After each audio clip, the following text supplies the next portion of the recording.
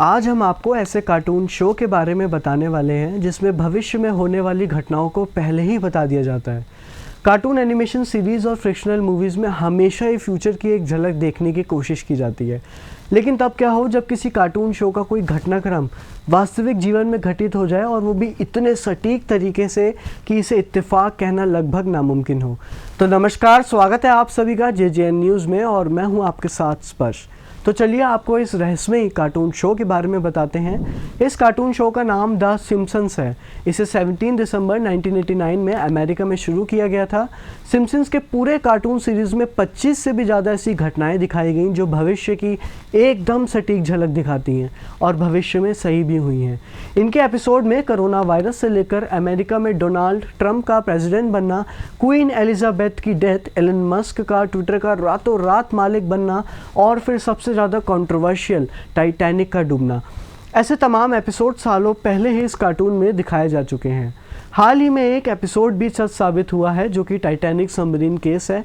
1912 में डूबे टाइटैनिक के मलबे का पता लगाने के मिशन पर निकली ये सबमरीन 5 यात्रियों के साथ लापता हो गई। अब सवाल ये आता है कि क्या 17 साल पहले ही हो गई थी टाइटैनिक सबमरीन हादसे की भविष्यवाणी?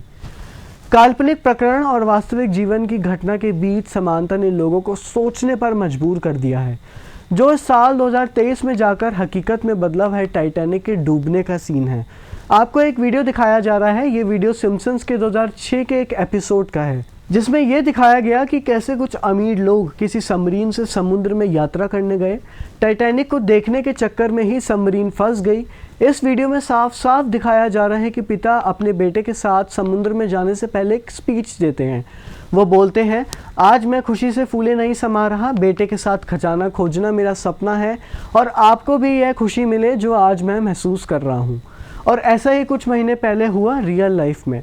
खोए हुए 5 लोगों की जान चली गई और लोग इन पिता बेटे की तुलना उन पाकिस्तानी बिजनेसमैन और उनके बेटे से कर रहे हैं जो हादसे वाली सबमरीन में सवार थे। और ऐसे में लोग ट्विटर पर ट्वीट करते हुए बोलते हैं, मुझे नहीं पता कि उन्हें अटलांटिक में खोई हुई टाइटैनिक सबमरीन में क्या आश्चर्य हुआ जो टाइटैनिक के अवशेष देखने के लिए नीचे चले गए, जबकि सिम्पसन्स ने हमें पहले ही चेतावनी दे दी थी। इस ट्वीट के माध्यम से आप लोग देख सकते हैं कि लोगों का सिम्पसन्स पर कितना भरोसा बढ़ता जा रहा है। एक और किस्सा जो हमारे सामने आता है, सृष्टि की रचना एक कण की बदौलत हुई जिसका साइंटिफिक नेम है हिग्स बोसन, जिसे गॉड पार्टिकल भी बोला जाता है। गॉड पार्टिकल की खोज से हम जान सकेंगे कि ब्रह्मांड और इस दुनिया की रचना कैसे हुई।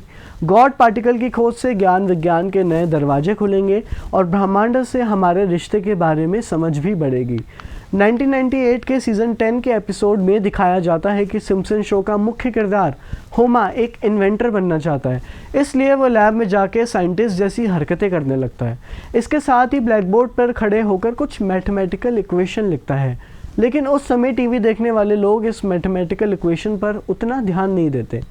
और ठीक 14 साल बाद एक चौंकाने वाली चीज़ सामने आती है जब साल 2012 में साइंटिस्ट इस गॉड पार्टिकल की खोज करते हैं। जब उस गॉड पार्टिकल का मास कैलकुलेट किया जाता है तो उसका मास उतना ही होता है जितना सिम्पसन्स के उस ब्लैक बोर्ड में लिखा था।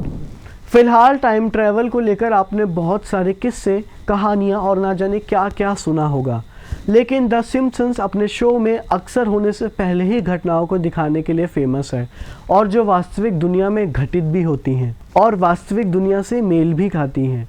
ये इस बात की ओर इशारा करते हैं कि क्या सच में शो के मेकर्स टाइम ट्रैवल करके आए हैं, या फिर शायद ऐसा ना भी हो, लेकिन आपको ये स्वीकार करना होगा कि कुछ तो गड़बड़ है। फिलहाल सिम्पसन्स के एपिसोड 1 में बस इतना ही। इसी के साथ सिम्पसन्स के बारे में और जानने के लिए बने रहिए JJN न्यूज़ के साथ। धन्यवाद।